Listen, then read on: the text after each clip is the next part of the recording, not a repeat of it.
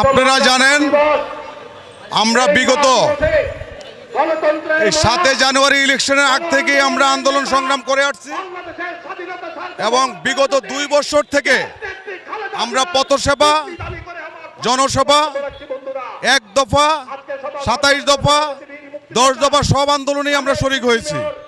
কিন্তু এই সরকার 7 জানুয়ারি একটি ডামি ইলেকশন করেছে, ডামি নির্বাচন করেছে, গণতন্ত্র হত্যার নির্বাচন, প্রশাসনের নির্বাচন, ভোটাধিকার হত্যার নির্বাচন এবং ডামি সরকারের নির্বাচন। যেই নির্বাচনে কোনো ভোটার ভোট প্রয়োগ করতে যায়নি, 2 থেকে 3% ভোটও পড়েনি, তারা বলছে 41% ভোট পড়েছে। আমি আবারও বলতে চাই যে এদেশের জনগণের বিবেকের কাছে প্রশ্ন, আজকের এই জনসভা থেকে আবার বলতে চাই যে মানুষের বিবেক এমনভাবে জাগ্রত হয়েছে যে নির্বাচনকে, এই সরকারকে, অবৈধ সরকারকে এদেশের জনগণ মেনে নেয়নি, কোনোদিন নিতে পারে না। যতদিন পর্যন্ত নিরপেক্ষ, নির্দলীয় ভোটাধিকার প্রয়োগ করার নির্বাচন যদি না হয়, এদেশের জনগণ এই সরকারকে মেনে নেবে না। তার বার্তাই আজকে আমাদের এই জনসমাবেশ থেকে। আজকের জনসমাবেশ হলো মূলত যে আমাদের কিছু সিনিয়র নেতা এখনো কারাবন্দী, এই সরকার এখনো তাদেরকে মুক্তি দিচ্ছে না। নবিউল্লাহ নবী ভাই, তারপরে সুলতান সালাউদ্দিন টুকু, হাবিবুর রশিদ হাবিব, সোহেল ভাই সহ, হাবিবুর নবী খান সোহেল ভাই সহ অনেক বড় নেতা এখনো বন্দী। তাদের মুক্তির জন্য আজকের এই সমাবেশ। এই সমাবেশ থেকে আমরা জানান দিতে চাই, এই ডামি নির্বাচন করে যেই সরকার গঠন করেছে, এই সরকারকে এদেশের জনগণ কখনো স্বীকৃতি দিবে না, বহির্বিশ্ব স্বীকৃতি দেয় নাই এবং দিতে পারে না।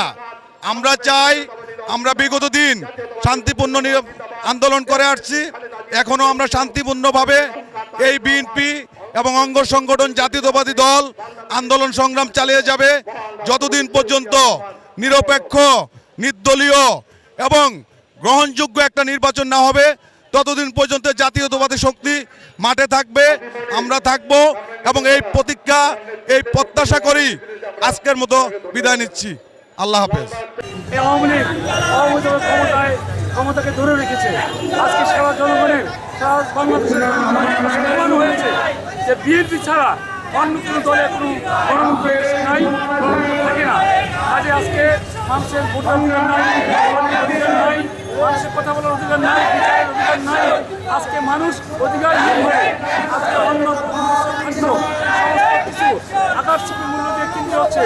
মানুষের আজকে না বিশ্বাস এসেছে এই সরকারের প্রতি। এই সরকার বেহায়া, শেখ হাসিনা বেলাজা, বেশরম এবং মিথ্যাবাদী। আপনারা জানেন 2018 সালে শেখ হাসিনা বলেছিল গায়েবী মামলা প্রত্যাহার করা হবে। আমরা মামলার কাগজ জমা দিয়েছিলাম, কিন্তু সেই মামলা দিয়েই এবারে নির্বাচনের আগে আমাদেরকে সাজা দেওয়া হয়েছে। আমরা এর তীব্র নিন্দা জানাই। আজকে দেখেন স্থানীয় নির্বাচন, উপজেলা নির্বাচন, এই নির্বাচনে জনগণ ভোট দিতে যাচ্ছে না। কিন্তু অতীতে স্থানীয় নির্বাচনে মানুষ প্রতিদ্বন্দ্বিতা করে কেন্দ্র দিয়েছে। আজকে এদেশের কেন্দ্রগুলিতে হাঁস, মুরগি, ভেড়া, ছাগল, কুকুর এগুলি ঘুমিয়ে থাকে। আজকে এই গণতন্ত্রহীনের জন্য এই স্বৈরাচারী শেখ হাসিনা সরকার দায়ী। আমরা তার অবিলম্বে তার পদত্যাগ চাই এবং আমাদের নেত্রী গণতন্ত্রের মা দেশ অবিলম্বে মুক্তি চাই।